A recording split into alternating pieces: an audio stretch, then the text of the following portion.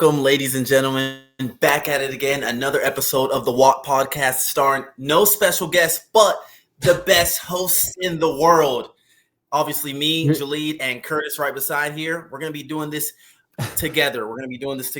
Guys, also, if you haven't already subscribed on the channel and follow us on Patreon, you're doing something wrong.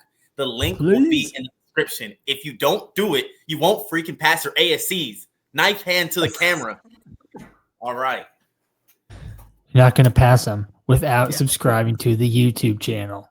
Exactly. So, guys, please support if you like. I'm not forcing you to, but I'd like you to pass your ASCs. You know what I mean? I'm not putting a little bit of ASC magic dust on you, but we're not forcing you, but we might be saying you got a better chance of passing them if you're subscribed to the YouTube channel. Exactly. And you got a better chance of being a better technician if you are tuning in and watching every episode. If you don't have the notifications on, please turn them on. You got to know when we drop the videos.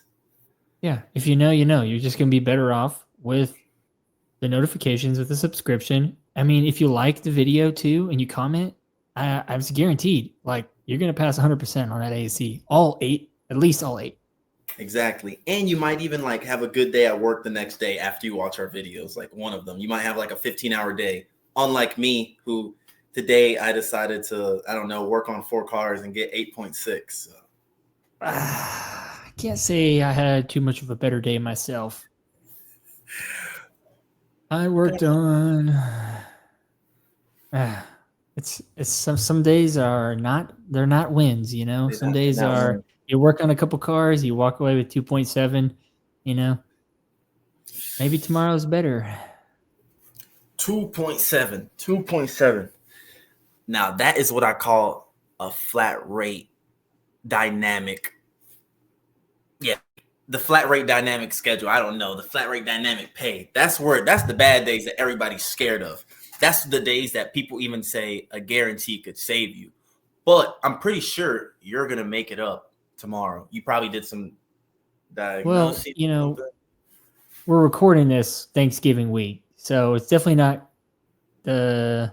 I guess the mindset around Thanksgiving week is that Mondays and Tuesdays are usually busy for us. And being that it was the Monday of Thanksgiving, it was just terribly slow, which is not a good sign for the rest of the week. Wednesdays are slow. Fridays are really slow. And if you work that Saturday, RIP to you. But that's just how it's been for 15 years, you know. And today being as slow as it was is a little disappointing. But the reason I only had 2.7 today is because I'm sitting on like a big ticket I'm going to close tomorrow. Now, the only thing about that is there's like back order parts. So even when I finish it out tomorrow, I'm still waiting on parts to finish part of the job. So it's like I'm working on it tomorrow, but you since we get paid when we flag a job, we get paid on that, like for that week. Mm-hmm. But it's so slow that I was like, I'd rather do part of this job than just sit around. And so it's been tough. It's been tough. It's hard to stay positive, you know, when every day feels worse and every week feels worse. It's like, yeah, it'll get better. It'll get better. It'll get better. It'll get better. And it's not. Correct me if I'm wrong, though. Like so far, I mean, I've only been in the automotive industry for currently like 4 years so far.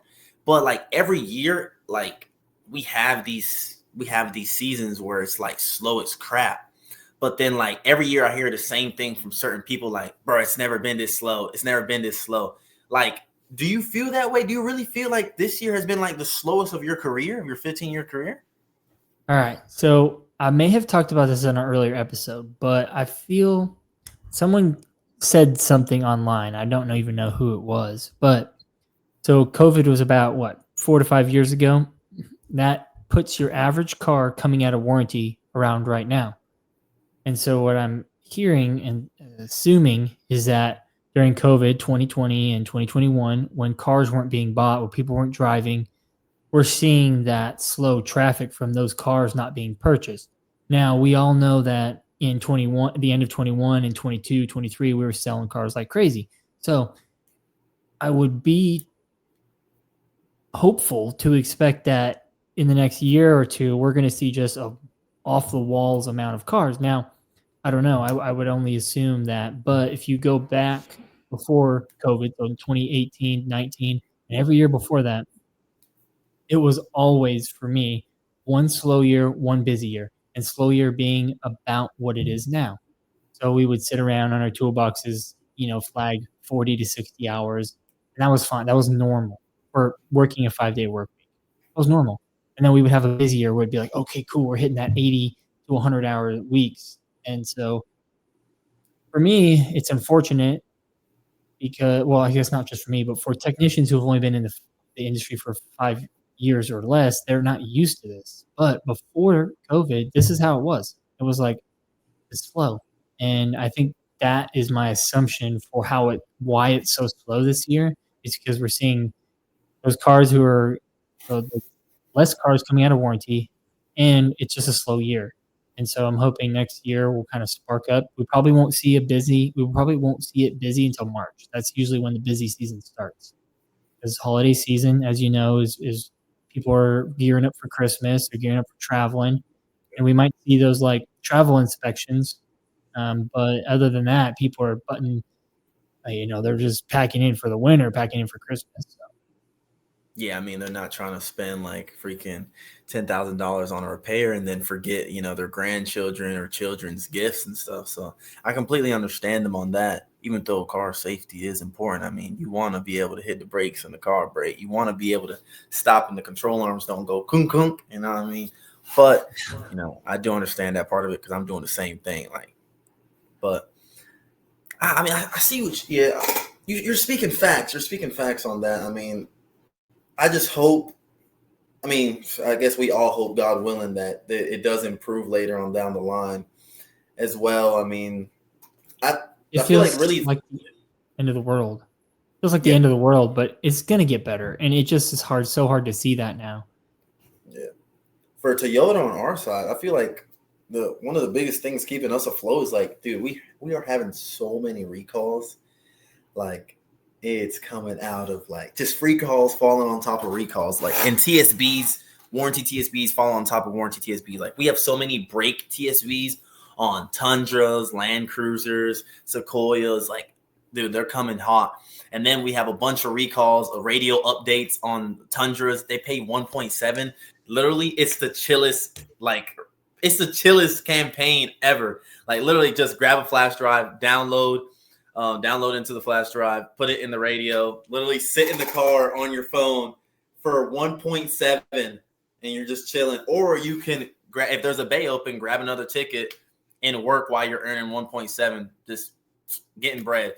And then we have like this rear traction cable repair or inspection or replace on a bunch on like 514,000 cars.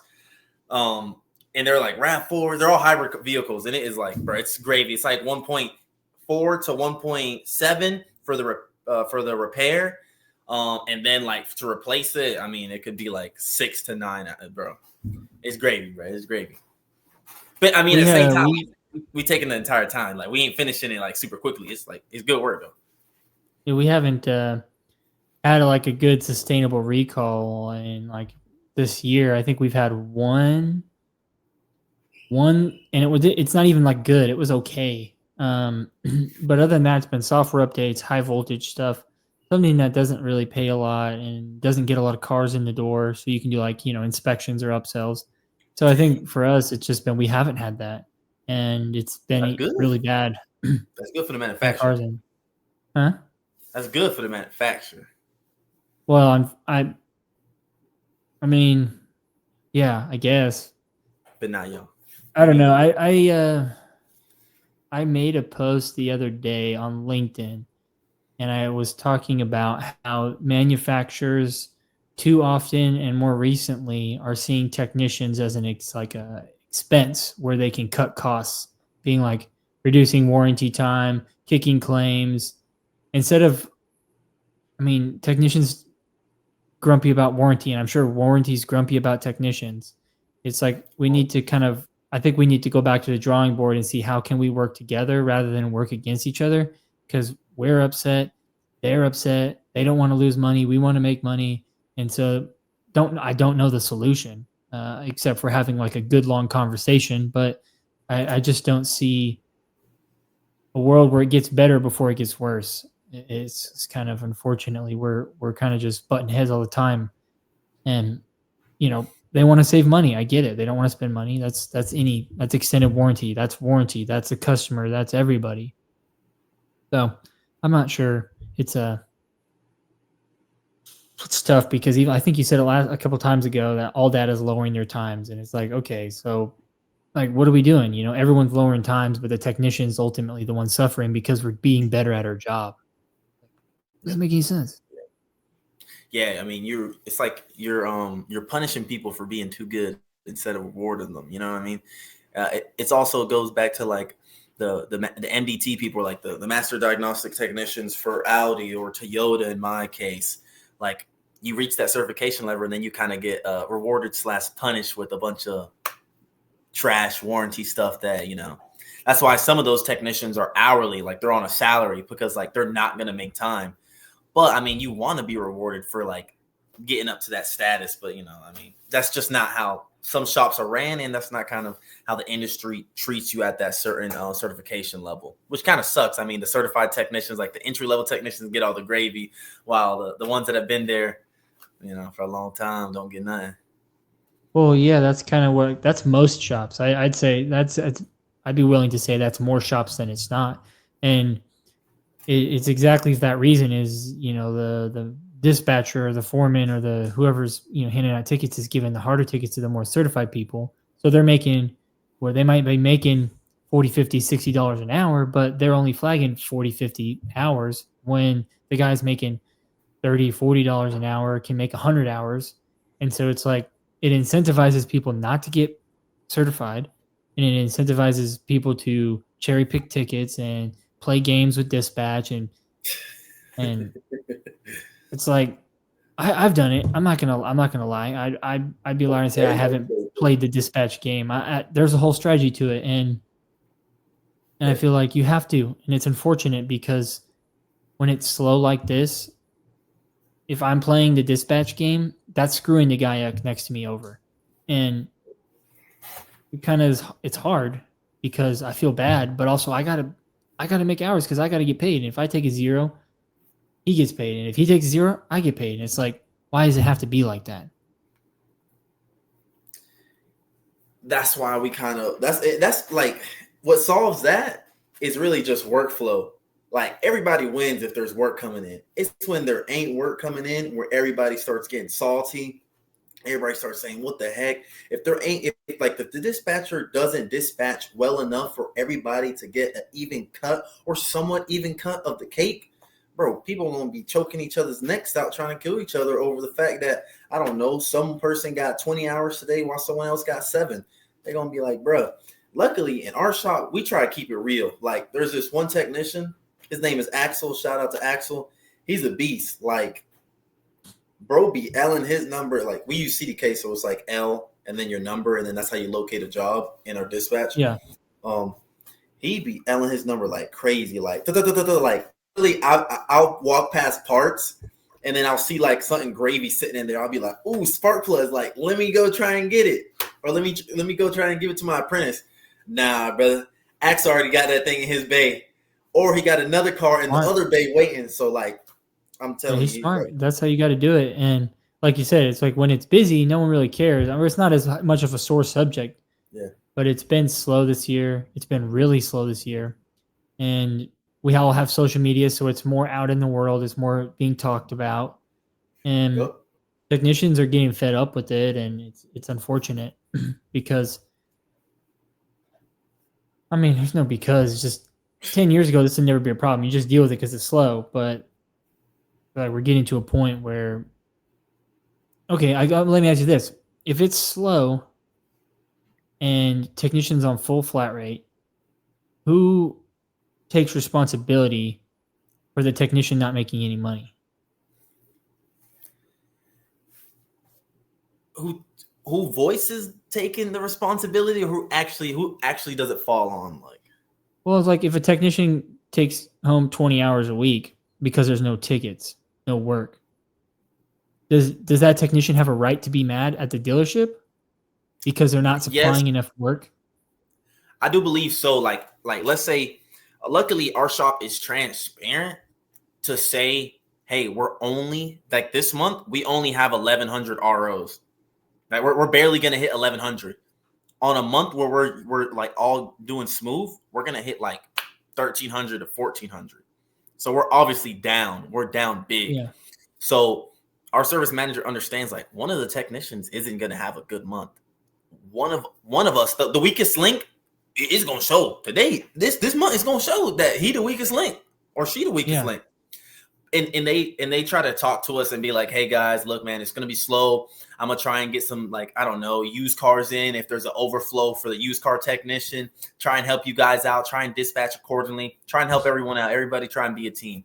But yeah, I mean, it really, at the end of the day, it kind of really does fall on the dealers advertising. I don't know, calling back customers that haven't come back in years.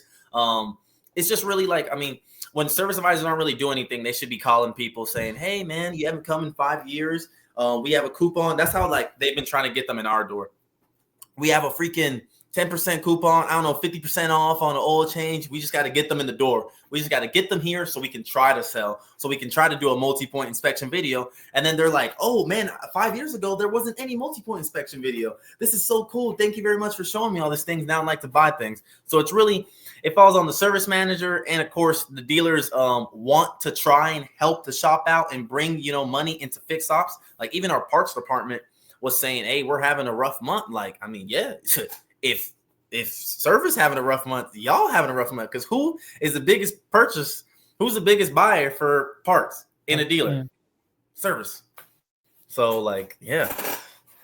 I think it's down big, and it's hard because when you can't make good a paycheck and your emotions are running high, and you want to get mad, and it's like, it's hard because the dealership doesn't want you sitting around. And if they're doing their job, they're trying to get customers in the door, and they're trying to get people and making these, these deals. And I don't know. Sometimes I get real frustrated. Oh, by the way, it's like storming like crazy. I don't know if you can see the lightning in the thing. I seen the lightning on your face. I was like, Yeah, it's like real. It's like, so if I just disappear, it's because of that. But we usually don't lose power, but it's storming like crazy right now. Like, and we had actually, we had like a tornado roll through here, like a couple hours, not through my area, but like maybe like 10 miles away. Crazy. It like took down a bunch of trees and some houses, which we don't ever get tornadoes. It's like very, very rare. But well, I hope this it year don't has hit. been, Anyway, just I hope it hits like a bunch of cars where it like destroys their control arms and like crucial suspension items, so then they can come into the shop. I don't know how that's going to happen. I mean, if the cars get damaged, they're going to go to body shop. Maybe body shop will be busy. No. The tornado gonna know it's gonna turn into a smaller tornado, and then it's gonna get behind the wheel well and control arm, upper control arm, lower control arm, oil pan, boom, and then they're gonna come to the shop. Bro, a tornado hit my lower oil pan. Can you fix it? And then you're gonna be straight.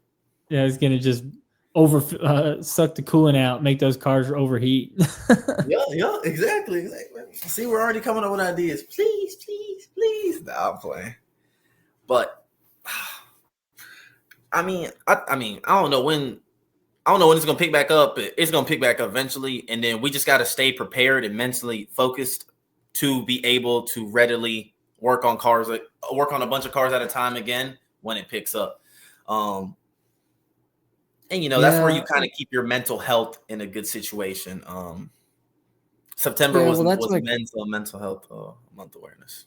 I mean, mental health, financial health, it's like that's where those things come into play, where you talk about, being smart with your money is like right now is if you're not, then you're toast. And even if, sometimes you can survive a little bit, but it's just like, it's hard because money makes people do crazy stuff. And so, I don't know, it'll get better. It's hard. Every day's harder, and every week feels like it's dragging on. And with the holiday season coming up, people are even more going to be stretched for money. And so all I can say is there's a light at the end of the tunnel, and you just got to wait for it. If you don't see it yet, it'll be there.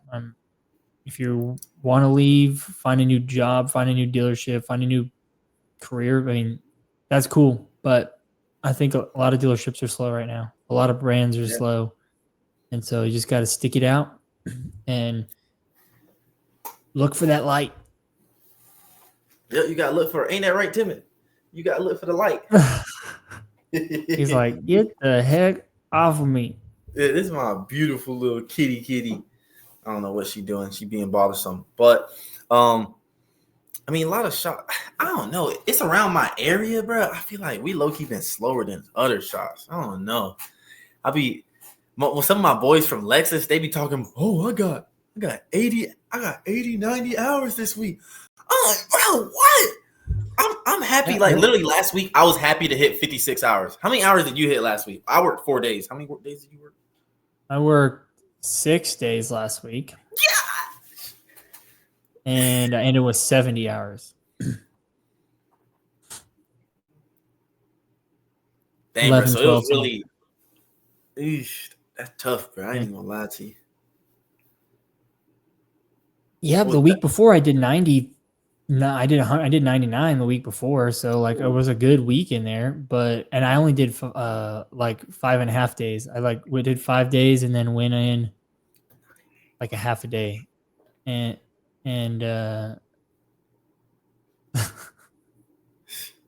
she doing whatever she want, bro. But this week's gonna be slow. It's gonna be sucky. Yeah. What's your So prediction? we'll just ride out this. Do what? What's your prediction for your hours? Thanksgiving's gonna. I'm gonna try to do 50 or 60. I don't know. We'll see. Smooth. I'm gonna try, but don't mean it's there. Yep. For me, I'm only working. I'm only working 2 days this week because I'm on vacay. Oh well, I got Wednesday and Thursday already off because that's my schedule, and then I put vacay in for Friday and Saturday because I'm gonna be down in Florida visiting my dad. So I'm only working Monday and Tuesday. I only got 8.6 today, but hopefully tomorrow we can get like 12 hours, to offset that and still get 20 for the 2 days. Or hopefully I can get 15 or I can get 20. Like, who knows? But yeah, you never know. Who knows? Yeah. 20. I'm shooting for. I hope you get to 20. Yeah, I hope so as well. Maybe you can get 22, then you end with 30. Now I get 30. My apprentice. Congrats to my apprentice, Lil Tez. Congrats. He ended up doing his first timing cover today. It was a timing. Yeah, it was a timing cover on a 2015 RAV4, a 2AR FE motor. Pays 14 hours. He was able to knock it out. He did a good job.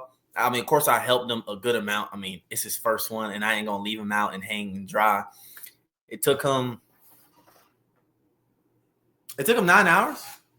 So, I mean, good job. Hey, warranty's going to come for you now. They're going to hear what you just said, and they're going to come and they're going to lower that time.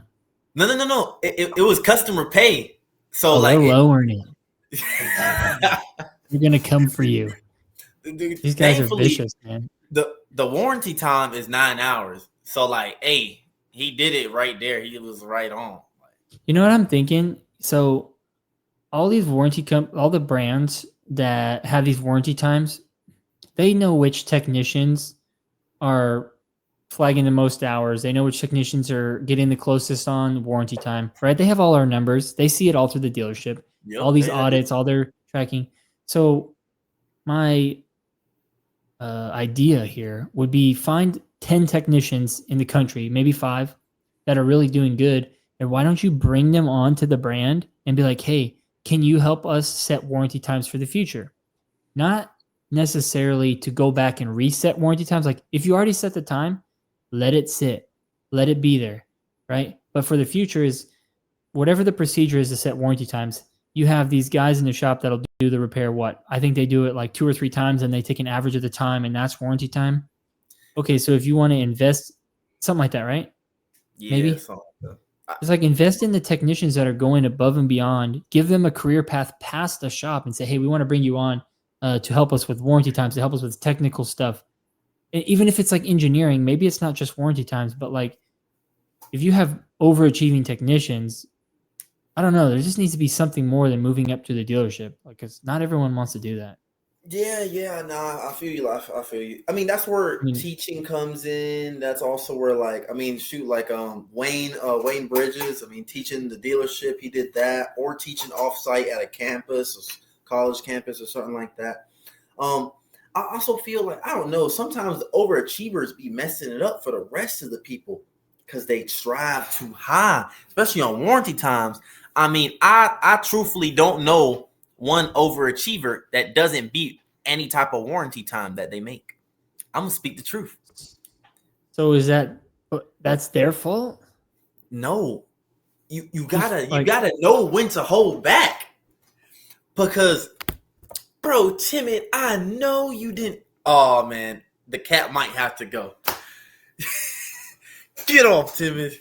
Oh, anyway, there's a lot of the overachievers. They can be prideful sometimes, and even me. I mean, sometimes I'm prideful. Like on Instagram, I posted a video about me doing a steering rack that pays 6.1 hours, yeah. and I did it in 57 minutes.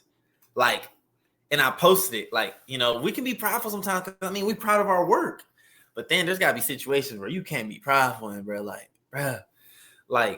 that's why they be lowering. I mean, we have an airbag recall that pays 3.1 hours. When it came out, everybody was complaining. It was like the curtain airbags on the Grand Highland. Everybody was, oh my gosh, I hate it. It sucks. And then when it first came to our shop, the first couple technicians that got on it, I ain't gonna lie, it took them 7 hours to finish. It like 6-7 hours. And I was like, bro, they cooked. And then when I did one, I was like, I ain't gonna lie, I don't know what took them that long. Because my first time, it took me like 3 hours and a half. And the warranty time was 3.1. But then, like, after you do it a couple times, you knock it down. But I don't know. I feel like they grab the overachievers. That's why the time is already so low. Like, that's why it's sometimes maybe hard to beat the warranty time. They already grabbed the best technicians on it. I don't think there's technicians involved in it at all. For real? I don't know. They be talking about, they be having MDTs doing the warranty times, and then they base it off of them. Maybe. I don't know. I think maybe some brands are different. Some brands do engineers, some brands do technicians. I don't know. I was just trying to think of a way that would like stop hosing technicians because they're punishing us for being creative. They're punishing us for being high producers. They're punishing us for being like intuitive and innovative. It's like they're trying to suppress us. They're like, go fix your cars. Don't be smarter than us, or we're gonna lower your times. That's what it feels like. And and I don't know. It's just like we're stuck between warranty and we're stuck between. I say we're not everybody. We're stuck between warranty and stuck between like dealerships paying technicians a way that's like profitable for technicians. Okay, yeah, And not everyone, because you and I probably aren't stuck in the worst situations, but there's plenty of techs that are. Yeah. And the bummer for them, and it's a bummer for the industry. I think, right? There's got to be something that's going to break soon. Like something's going to come out. It's going to get to like a point, and something's crazy is going to happen somewhere, and one of these brands. It might be Ford because like their CEO is the only one being vocal about about flat rate, and I don't know what he knows or I don't know what he's being told, but regardless of that, it's being talked about, and that's the most important thing is being talked about. Solutions and ideas are swirling, and they've got to be ears to the ground to see if there's something that they can use. And props to him for coming out and even speaking about it, because other than that, he's the only one. Yep, he is. Yeah, it's definitely the only one I've heard. And I know Toyota's CEO definitely ain't gonna say nothing. I mean, they be silent. They be making they've been building plants after plants. They ain't worried about what technicians going through. I promise you they not. If anything, Toyota North America would say something, and I don't even think they would say anything. But I mean, I also wonder, like, how long have like technicians been like complaining? Like, how long has the disgruntledness been in there? You know what I mean? Like, how long have you felt like this? Have you ever seen the movie? Have you ever seen the movie Sandlot? Yes. And he's like, forever. It's like that. Technicians are always complaining. Technicians are forever complaining. They always be complaining, myself included. The only thing now is we have social media, and that's why we're seeing so much of it. That's why we're hearing about it all the time, because You now felt people like can this do since it. you've been in the industry. There's always people complaining. In 15 years, and I bet we could ask someone like Marco or somebody who's been in a year industry longer. There's always complainers, and there's always whiners and complainers and unfair. This is unfair. That's unfair. Oh, they don't treat me right.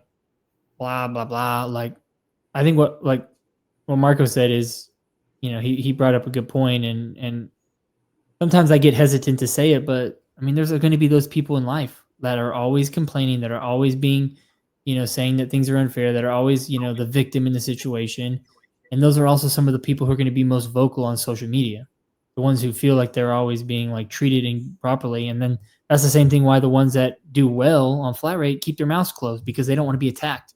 They don't want to be made fun of or criticized and be like, oh, you're just, uh, the service manager's pet, or you're just, you're under the service manager's desk, where your knee pads at, that kind of stuff. Like, I've heard that for my whole career. Every time I do good, everyone's like, oh, you're so lucky, you must, do this and do that, and like all the inappropriate and uncalled for stuff. And it's like, nah, I just show up, work hard, stay off my phone, and get stuff done. I'm always open for work. I'm always ready to take the next ticket. I'm always learning the bad jobs that no one wants. And yeah, sometimes I work, 10 to 12-hour days, but I'm also, as long as the work's there, flagging 100 to 120 hours plus a week. I was like, it's slow, but there's also a ton of complainers out there, and social media doesn't make it any better. Yeah, 100%. But now everyone's going to be like, how long have you been disgruntled with warranty? Like, just you? I've always been upset at warranty, because I'm that overachiever that you mentioned. I'm the guy who's always pushing the time on warranty and running as little time as possible, which with what is still acceptable. I'm always on my punch times. I'm always, if it's hard to talk about it, because I feel like if you talk about it too much, they're going to be like, oh, we're doing this now, we're doing that now. And people are going to be in the comments, oh, you guys are going to get warranty times lowered. But it's like, you got to be strategic with warranty. That's all I can say, really, is you just got to know how it works, know what you need to do, and know how to do it in a way that benefits you. Yeah. Write good stories if you're going to run Z-Time, guys, for Toyota technicians. Not just Z-Time, but like any warranty time. You just got to know like the repair manual. You need to know what to put in your story because of what the repair manual says. You need to know what bolts to replace, what nuts to replace, connectors. Like, know the job before you do it, because then you can get paid more when you're shoring it out at the end. And sometimes you'd be surprised. Maybe you can find I don't want to say a shortcut, but like a faster way to get a job done. You're like, oh, the repair manual says take steps A, B, C. And you're like, well, I can probably take steps B, C and still get there. And so sometimes the repair manual accidentally lets you in on a little secret. And I don't know. I didn't, the first 5 years of my career, I wasn't as mindful, but now it's like, you got to know how to kind of work the system to your advantage. Yep, you got to. Random topic, but have y'all had any like catastrophe engines come by y'all shop recently? Any like crazy cases where it's like, whoa, why did that thing blow up so soon? A couple years ago, we had a lot of our 4-cylinder cars coming out of the New Mexico plant. Like it was a new plant in Mexico, and they were having they had like an engine recall because the engines were grenading like under 5,000 miles. Now we have a V6 engine that leaks oil, leaks coolant, has coolant intrusion. And the older they get, they're starting to do like cylinder wall scoring and oil consumption, because the piston skirts and the piston rings are like they're slapping around in the cylinder. So they put out a warranty extension for that. to kind of help out, which has been good for the customers, because who wants a quote for an engine at 60 to 80,000 miles? That's like Yeah, crazy. that So is good. Audi stepped to the plate, and I don't know the legalities on that and stuff, because they definitely do more of that. We just get the TSB or the extension information, but it's like, yeah, they've got those, but we also aren't seeing a ton of them. It's just like we're just not seeing a ton of anything, and we have 40 techs, so it's just kind of like, when you don't see them as much. When it's busy, you see a ton of them. But we have cars getting torn apart all the time. So I mean, shoot, bro. The other day, bro, we had we still got it in the shop because another technician just ordered parts, but we got 25 tons or 5,000 miles broken camshaft on bank one. And it's like, dang, bro, what the heck? Like, was like the casting like where? I feel like it's just a material issue. Like, I mean, improper casting, improper whatever the freak you want to call it on that specific component. I mean, the camshaft just don't break for no reason, bro. That's where you start. I feel like cutting cost on certain where you send certain things to get made. I think that's where the kind of error comes in. Which, I mean, I don't know too much about, but I know that thing is broken and he's replacing it. That's what I do know. And I do know that it broke at 5,000 miles, which is crazy. But at the same time, like, customers don't hear about this, but we do hear about this stuff. Like, those cars do come in. Like, I mean, like a couple months ago, there was this blown up 15,000 mile RAV4. Like, it was a 24. It was just blown up, like engine catastrophe. Like a lifter just goodbye, and everything else went with it. Like, I mean, it happens. Like, customers just don't hear about it.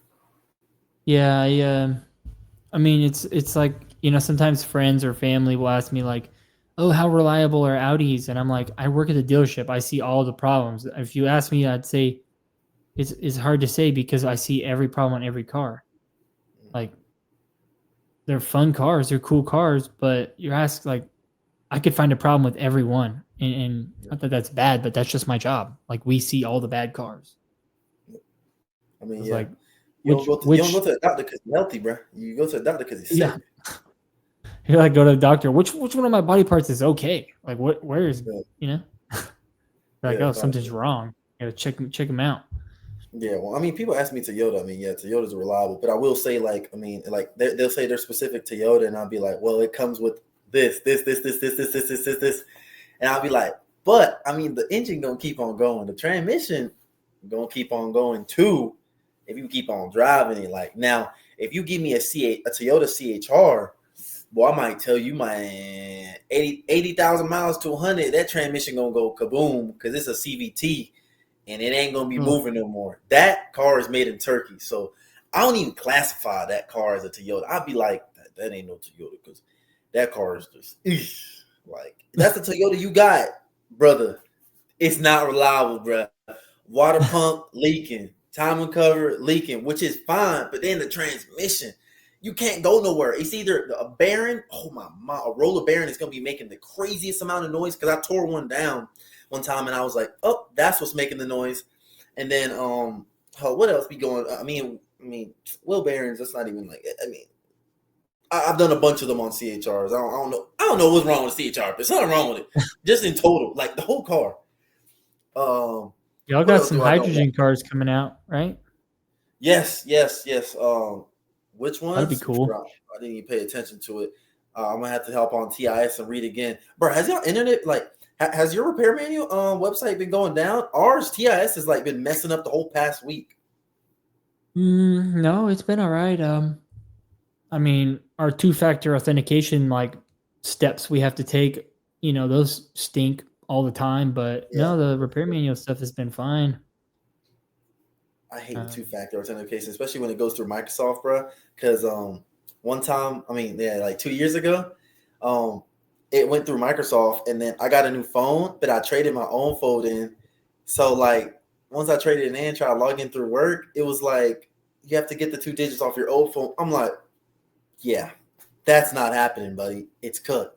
So I had to switch over. That is not happening. You're yeah. It's like, no, it's not happening. Like, I had to switch to the text message through the phone instead of the Microsoft, the 2 digits that they want you to type in. I was like, bro, whatever, bro. But I mean, hey, it's for safety because you don't want people. I mean, we all know what happened to CDK last year. Woo! We all know what happened to CDK last year. They paid that ransom too. It's crazy that they paid the ransom, bro. That's They had to, tough. man.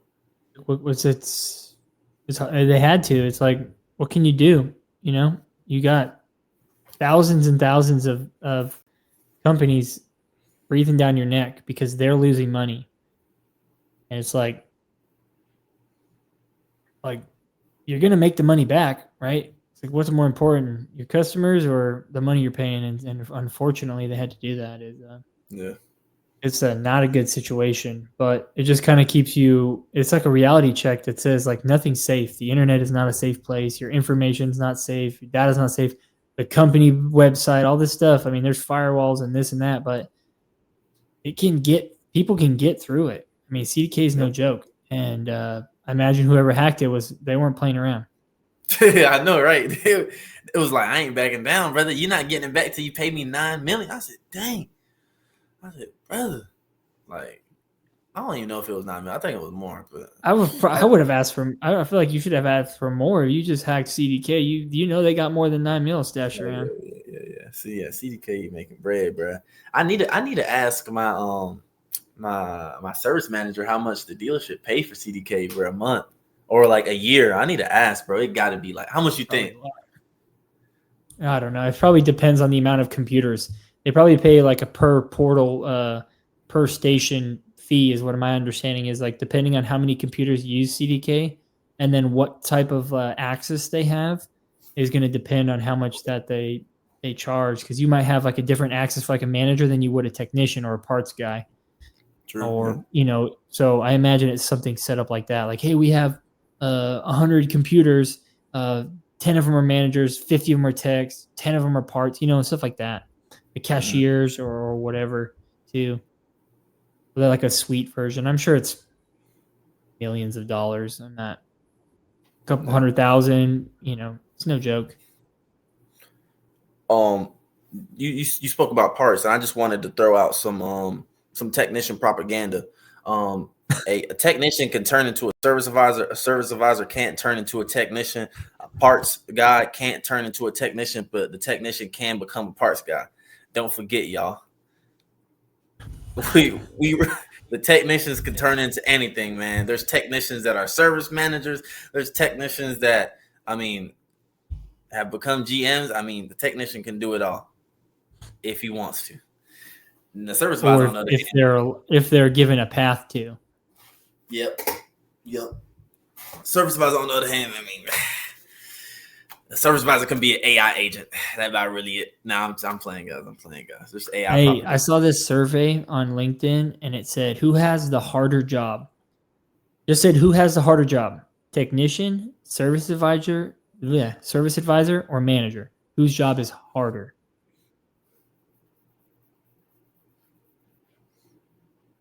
There's also an other option. That's too simple of a question, bro. I'd be like, there's different aspects to it. That's what I always say to every single question. But off the bat, yeah, I guess manager. Okay. See, my answer was other. I said none of the jobs are the same. They're all hard in their own ways. Mm-hmm. Like, each job is going to be hard and it's something different that the other's not. Yeah. Like, I would say they're all equally hard. Being a manager is probably hard for someone who sits in the shop like a tech and sits in the shop and doesn't talk to anyone. But like you said, being an advisor going to a tech, that's probably hard for an advisor, so it just depends on who you are, who the person is, and the job. It was kind of like felt like a little like rage baity. I was like, oh, I'm gonna answer, but it's just to stir the pot. Yeah, facts. I do stand on. I feel like manager, bro. I ain't gonna lie. They be handling a lot of stuff, bro. They be looking at. I be seeing the numbers they be looking at. I'll be like, yeah, I see why you smoking 3 packs a day. Ugh. I understand, brother. I don't know. You want to be a manager, right? Are you gonna start smoking 3 packs a day? Oh no. I'm gonna have a different type of vice, brother. My vices lifting are gonna be a weights. little bit. Yeah. They're gonna be a little bit healthier. I got gonna keep God first, and then we gonna hit that weight room, and we're gonna try and make sure we have a healthy home to go to. Because if we don't have a healthy home, brother, it's gonna make it even worse. Um, bro, this is random, bro. I swear, almost every service manager or GM be going through a divorce. I'm sorry, I had to say that, bro. For Not me, mine. Not oh, mine. good job on yours, bro. Oh my mind, every service manager I done had, every GM I done had was going through a divorce, bro. It's because the industry. I mean, think about the time that it takes to be a tech advisor, a manager, a parts guy. Like, think about the days. And then, I mean, managers, for example, I mean, they're probably in there just as long, if not longer. Um, I feel like that's, it's easy to take your work home. It's a hard job. I mean, the pressure from up above, you probably got pressure from below, from the techs and everyone below you. Yeah. Like, that's a hard job. Let's say it this way, some people might think that I talk bad about my managers, but I respect what they do and I realize what it takes, but I'm also going to hold everyone accountable. Mm-hmm. So that might be where the mistake comes across, that I don't respect what they do, but there's a standard set for us and everyone in the same dealership. I expect everyone to follow that same level of accountability. So I would say I think managers have a really hard job because there's so much going on. There's so many things that they've got to do for the people above and the people below. It's hard. Yeah, no, definitely. I mean, and they're in a pretty big leadership role, especially if your service department has like, I don't know, yours probably has what, 50, 60 employees. The service department, the whole department, I think it's got like 150 or something. Oh, so But that's like yeah. support staff. That's all the technicians, all the advisors, the warranty, the loan Oh, car, the oh, I bookers, didn't even think everything. about that. I'm just thinking about service advisors and technicians. I think we got 10 or 11 advisors and then 40 techs, Yeah, see, like, 40, 50 and you got techs. one service manager. Two service managers and a director. Oh, okay. Y'all balanced out. That's pretty good.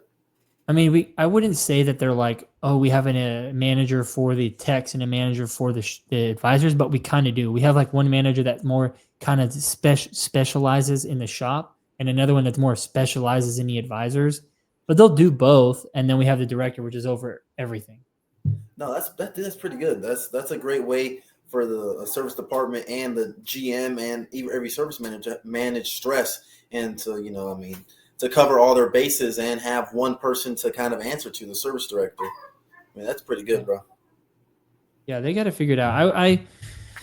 Sometimes I wish I could brag about my dealership because they do a lot. They do so many things right. They set such a good example, and they like, I wouldn't be here doing and saying and thinking about growing the way that I am without them and without the standards they set for their associates. Like, what they teach us, what they show us, what they instill in us. Like, that's helped me grow so much. And I wish that I could be like, yeah, I work for this company and it's fantastic, and come work here and this and this. Like, I it's a bummer. And maybe if and when I move on, I will, maybe, or maybe not, who knows. But find you a dealership that takes care of you because they're out there.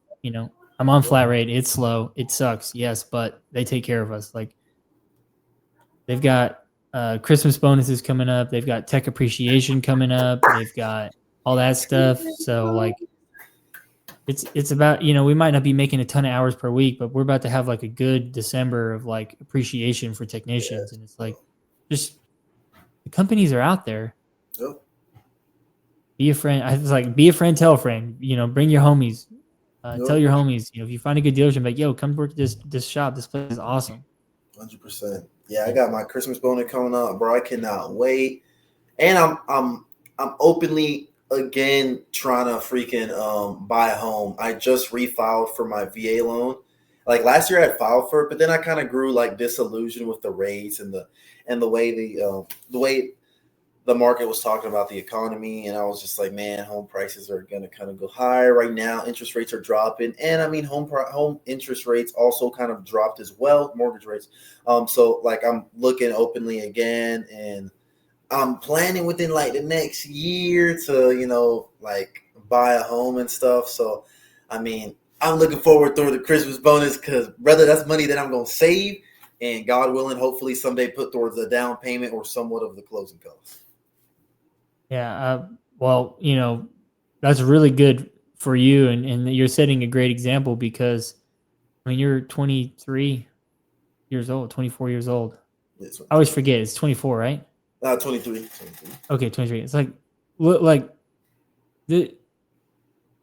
I'm not trying to glaze you too hard here, but you're setting a great example for younger technicians on like how to start their careers, how to be a good technician at such a young age. You're, master certified, basically MDT. You've got, whether you're in the military, not everyone needs to join the military, but that probably helped you set yourself up for success. You're good with your money, hopefully. I don't know, but you're looking to buy a house. You're I probably trying to start a family in the next couple years after you buy a house, and so like 24, 23, and you're just like cooking. Like, I'm trying, you're setting a bro. great example for the technicians that are just getting in the industry that says, hey, this is a good industry to join. Yes, it can be hard, but I mean, you're so young and you're doing such great things for yourself and for your family. It's like, could you imagine yourself not being a technician and being where you're at today? No, like Yeah, nah. it's like I mean, you can make six figures, and if you're not making six figures, you're probably making close to it, and you're so young, you're only going to keep growing. You're only going to keep growing. It's just like, it is hard. Life's hard. Jobs are hard. Careers are hard. Work's hard. It's not going to be handed to you. And yep, you are a perfect example of, you put your mind to it, you can do it. yep.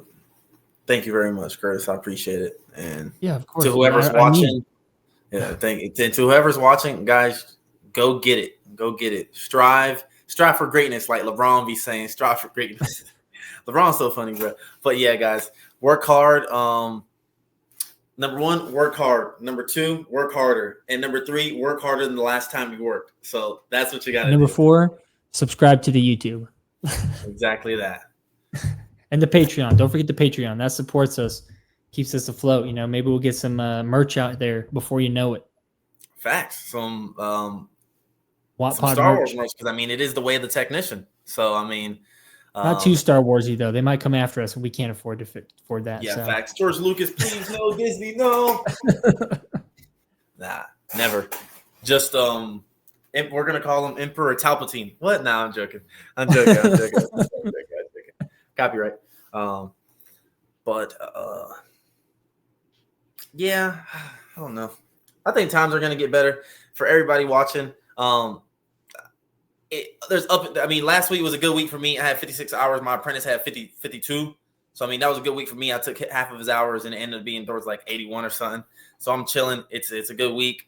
Curtis had an amazing week the week before. He had like 90 something hours. So, I mean, there's big weeks, there's down weeks. I mean, it is what it is. We're going to continue striving. And eventually, one of these days, Curtis is going to be like, bro, I had 50 hours today. And then I'm going to be like, bro, I had 25 hours today, bro. We both had great days. And then it's going to be a week full of that. And then Curtis is going to say he had 200 hours in a week. And I might say I had 80. You know what I mean? It's like that.